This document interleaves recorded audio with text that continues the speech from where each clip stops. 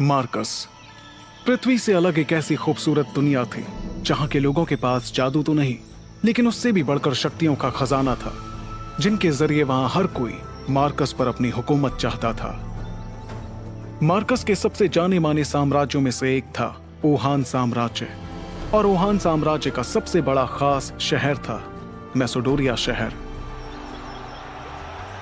मैसोडोरिया शहर के खुले से मैदान में आज सैकड़ों लोगों की भीड़ जमा थी, क्योंकि आज यहां एक शक्ति समारोह होने वाला था। इस समारोह में सभी योद्धा शक्ति स्तंभ के जरिए अपनी अपनी शक्तियों के सितारों को परखते थे। शक्ति स्तंभ पर 9 सितारे थे, जिन्हें पाकर ही वे शक्ति के अगले रैंक पर जा सकते थे।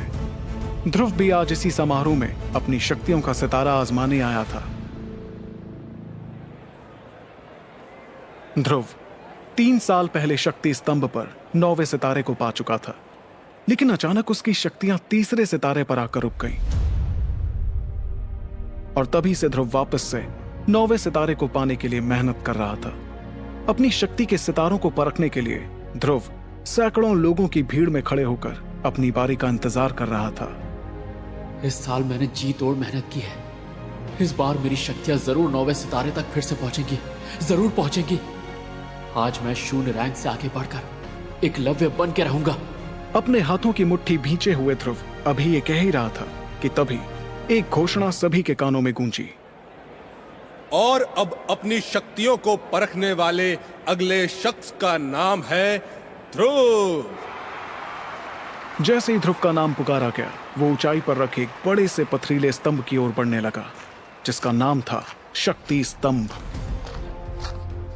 ध्रुव जब वो सिर्फ 4 साल का था, तब से उसने प्रैक्टिस करना शुरू कर दिया था, और 10 साल की उम्र तक तो वो 9वें सितारे तक पहुंच गया था। फिर 11 साल की उम्र में वो शून्य रैंक से एकलव्य रैंक पर आ गया था। शौर्य दल के 100 सालों के इतिहास में यह पहली बार था जब एक 11 साल का बच्चा एकलव्य बन गया हो। लेकिन उसके बाद कुछ ऐसा हुआ जिससे अचानक ये एकलव्य एक बार फिर से शून्य रैंक पर आ गया।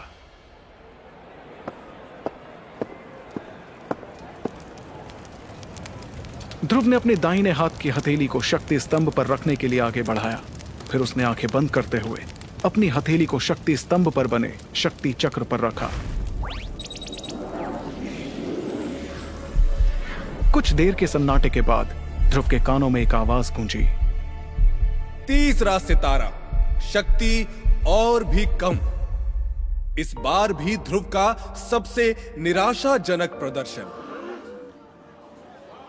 यह आवाज जैसे ही ध्रुव के कानों में पड़ी, उसके पैरों तले जमीन सरक गई। शक्ति स्तंभ पर गड़े हुए 2 शब्दों तीसरा सितारा ने उसके सपनों को चकनाचूर कर दिया। नहीं नहीं, ऐसा नहीं हो सकता, ऐसा बिल्कुल भी नहीं हो सकता। खुद से नाराज ध्रुव ने 2 से 3 बार अपनी हथेली को शक्ति स्तंभ पर रखकर देखा, लेकिन कोई फायदा नहीं हुआ। तभी मैदान में खड़े सैकड़ों लोगों की भीड़ में से किसी ने चिल्लाते हुए कहा, ए शून्य रैंक, चल अब नीचे आ जा। अगर बार बार शक्ति स्तंभ पर हाथ रखने से शक्तियों का सितारा बढ़ जाता तो तू पिछले 3 सालों से तीसरे सितारे पर नहीं होता। शून्य रैंक।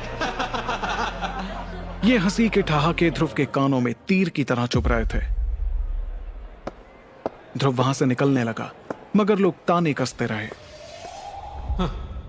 एक बार फिर से ध्रुव ने साबित कर दिया कि वो पिछले 3 सालों से शून्य था, शून्य है और आगे भी शून्य ही रहेगा। मेरे हिसाब से अब इस शून्य की कीमत हमारे शौर्य दल में किसी कचरे से कम नहीं है। लेकिन हमारी मजबूरी भी तो देखो। हमारे शौर्य दल के जाबाज लीडर अरिंद्र उसके पिता है। अगर ऐसा नहीं होता तो हम लोगों ने उसे कब का मैसोडोरिया से बाहर फेंक दिया होता। लोगों के मुंह से निकलते ताने ध्रुव के दिल में बेचैनी और घबराहट पैदा कर रहे थे, जिसे वहीं पर मौजूद उसकी सबसे अच्छी दोस्त इरा भी भांप चुकी थी।